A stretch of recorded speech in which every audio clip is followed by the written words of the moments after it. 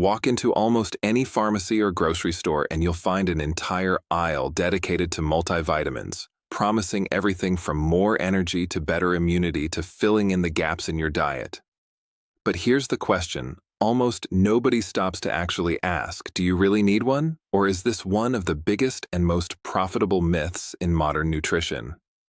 Today, we're going to look at what the actual science says about multivitamins, who genuinely benefits from them, and who might just be wasting their money. Welcome back to VitaRoot Health, the channel where we simplify nutrition science and functional medicine research so you can make informed decisions about your health, instead of just following whatever trend or marketing claim comes your way. If you're new here, this is exactly the kind of topic we love digging into, separating what's genuinely backed by research from what's simply well marketed.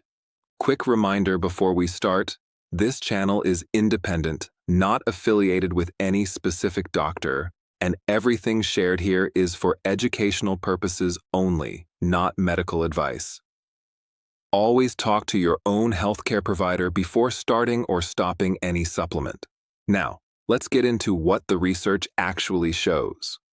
The multivitamin industry is massive, worth billions of dollars globally, built largely on the idea that our modern diets are missing key nutrients and that a daily pill can conveniently fill in those gaps. And on the surface, that logic sounds reasonable. Many people don't eat enough vegetables, fruits, or varied whole foods, so it seems intuitive that a multivitamin would help cover whatever is missing. But when researchers have actually studied large populations of people taking daily multivitamins over long periods of time, the results have been surprisingly underwhelming for most healthy adults. Several major long-term studies looking at multivitamin use in generally healthy populations have found that daily multivitamins don't significantly reduce the risk of major health outcomes like heart disease, cancer, or overall mortality in people who are already eating a reasonably balanced diet. This doesn't mean vitamins and minerals themselves aren't important, they absolutely are.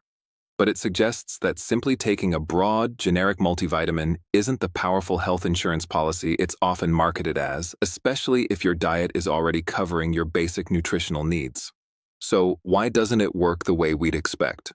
Part of the answer comes down to how nutrients function in the body. Vitamins and minerals in whole foods come packaged together with fiber, water, and a complex mix of other beneficial plant compounds, all of which can affect how well those nutrients are absorbed and used by your body.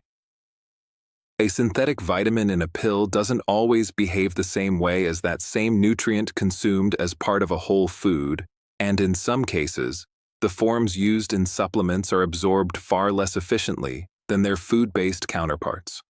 There's also the issue of nutrient interactions, since some vitamins and minerals compete for absorption when taken together in large concentrated doses, meaning a multivitamin packed with a long list of nutrients doesn't necessarily mean your body is efficiently using all of them. Now, this doesn't mean multivitamins are pointless for everyone, because there are specific situations where they can genuinely make a meaningful difference. People with diagnosed nutrient deficiencies, confirmed through blood work rather than assumption, are one clear example.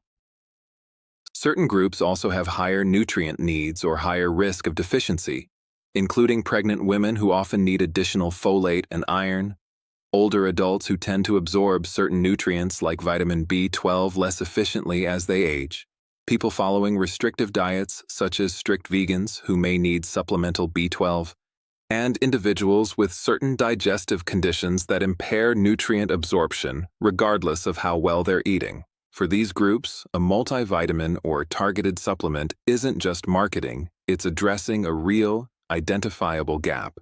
For everyone else, the far more effective strategy, according to the research, is focusing on getting nutrients from actual food whenever possible, and only supplementing specific nutrients when there's a genuine, identified need. This is where working with your own healthcare provider becomes valuable, since blood work can reveal exactly what, if anything, you're actually deficient in, rather than guessing and taking a broad multivitamin, hoping it covers whatever might be missing.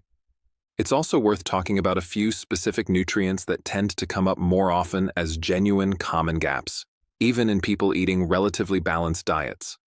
Vitamin D is one of the most frequently low nutrients across populations, largely because most of our vitamin D comes from sun exposure rather than food, and many people simply don't get enough sunlight, especially those living in northern climates or spending most of their time indoors.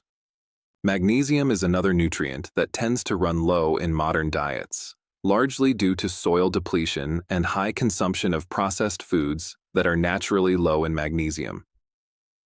Omega-3 fatty acids, which we've talked about before in the context of fighting inflammation, are also commonly lacking, particularly in people who don't regularly eat fatty fish.